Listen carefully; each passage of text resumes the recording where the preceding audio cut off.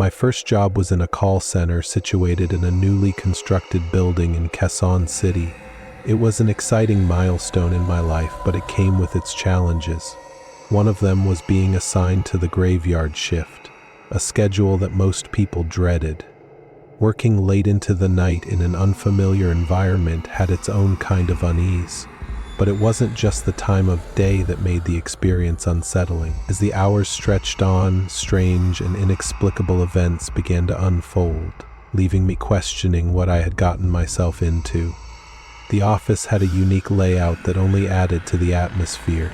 It was designed like an elongated donut, with the central elevator lobby and main entrance forming the whole. Surrounding this core were two long hallways that mirrored each other, along with two shorter ones that connected them. Navigating the space felt like walking through a maze, which was disorienting at first, especially during the quiet, dimly lit hours of the night shift. At the time, the building was still under construction, and only half of the office was fully operational. This created a stark contrast between the completed and unfinished sections of the floor. The functional side housed the bustling production area, where rows of desks were accompanied by manager offices and a bright, inviting pantry. This area felt alive, with the glow of fluorescent lights. It was the kind of space you could work in and almost forget the time. The other half of the office, however, told a different story. This section was reserved for future facilities, including conference rooms, restrooms, and a nurse's station. But these spaces were far from complete. Many rooms were still in the early stages of construction, with bare concrete floors that echoed with each step and walls that were studded with exposed wiring. Some areas didn't even have functioning light fixtures, and the security guards often turned off what little lighting there was. The conference room, for instance, was particularly eerie, with its unfinished floor and a cavernous emptiness that seemed to amplify every sound. Walking through this half of the office felt like stepping into an abandoned building where shadows lurked in every corner and silence carried a weight that was hard to ignore. This divide between the lively, bustling side and the cold, unfinished one created an unsettling atmosphere that made the graveyard shift an unforgettable experience. As the nights wore on, the eerie feeling of the place began to intensify, and I couldn't shake the sensation that something about this office wasn't quite right. The guards believed there was no reason to keep the lights on in the unfinished part of the office, since nobody was working there anyway. This only contributed to the atmosphere of isolation, and we often found ourselves hastily dashing across the dark, poorly lit hallways to reach the restrooms or any other rooms on that side of the building. The absence of lighting made it difficult to focus on anything else except the uncomfortable and unsettling feeling that lingered in the air. 2 weeks into my time there, a teammate of mine, Karen, who had always been a bit frail, began to feel very unwell. She complained of a terrible migraine, and I suggested that she let our team leader know so that she could take a break and rest. Our team leader, Jason, instructed Karen to visit the nurse's office in the unfinished side of the building to get some medical assistance. The nurse's office was located just past the darkened hallways, and we had only ever seen a sign for it above a door on our way to the restrooms. Karen and I made our way through the dark hallway and finally reached the nurse's office. We tried the door, but it was locked. Despite the lights being on inside, there was no one to be found. The office had a window-like panel on the door, so we peered inside, expecting to see the nurse waiting. What we saw was a fully stocked medical room, with a bed, medical equipment, and a desk. Everything you'd expect from a nurse's office. But there was no nurse. Thinking that maybe the nurse had stepped out for a break, we decided to return in a bit. After about half an hour, we made our way back to the same door, but when we got there, the lights inside were now completely off. Annoyed and starting to feel frustrated, we checked the door again to see if there was a sign or schedule posted indicating when the nurse would be available. To our surprise, when I tried the door handle, it opened, and what we saw on the other side was not the clinic we had just seen earlier. The room was dark and unfinished. There was only a small nightlight plugged into an exposed socket, casting just enough light to reveal bare concrete floors and walls.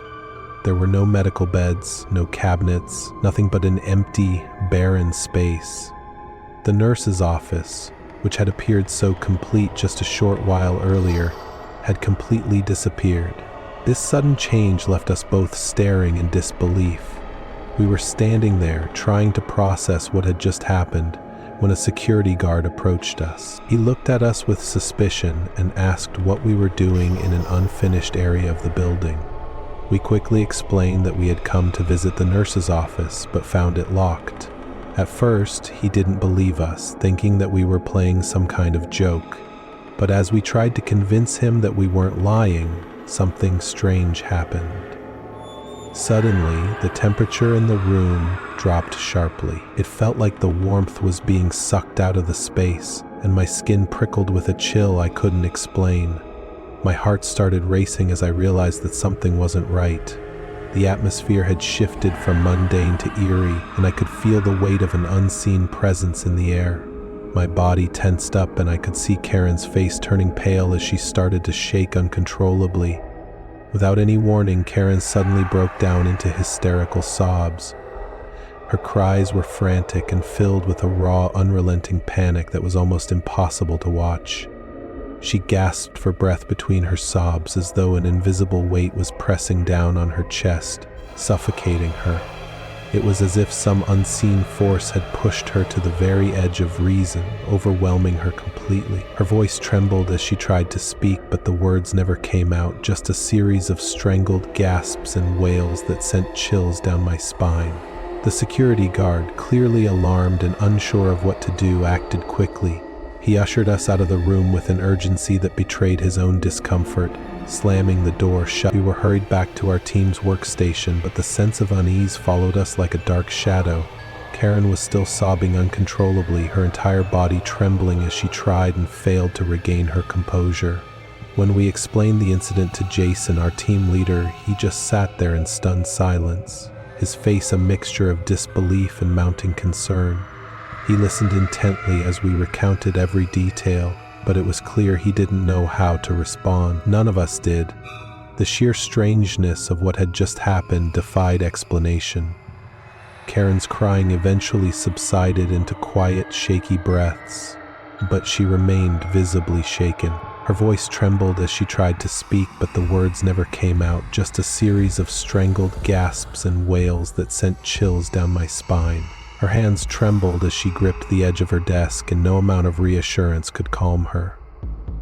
The decision was quickly made for her to leave for the night. She packed her things in silence, her movements mechanical, as though she was moving through a haze.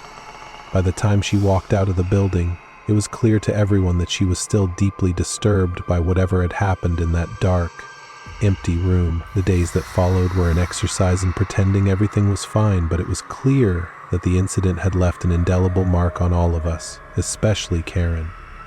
Despite her best efforts to move on, she was never quite the same.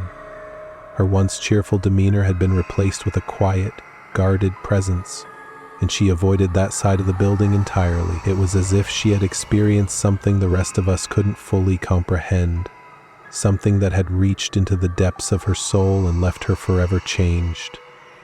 The rest of us tried to push the memory of that night into the farthest corners of our minds, but it lingered, a constant, unwelcome reminder of the unseen and the inexplicable. The office itself didn't help matters. Its dark corners and half-finished rooms seemed to pulse with an unsettling energy, especially during the quiet hours of the graveyard shift. Every creak of the floor, every distant sound of construction felt amplified and ominous, feeding into the sense of dread that had taken root in our minds. Life at the call center moved forward, as it always does, and we learned to bury our fears beneath the monotony of work. But deep down, we all knew that something had happened that night, something that defied logic or reason. There was something lurking in the shadows of that unfinished section of the building, something that didn't want to be disturbed, and though we never spoke of it again, each of us carried the silent understanding that we were better off not knowing what it was. Moral of the story is, working alone at night can reveal more than you expect. Never underestimate the dangers of isolation.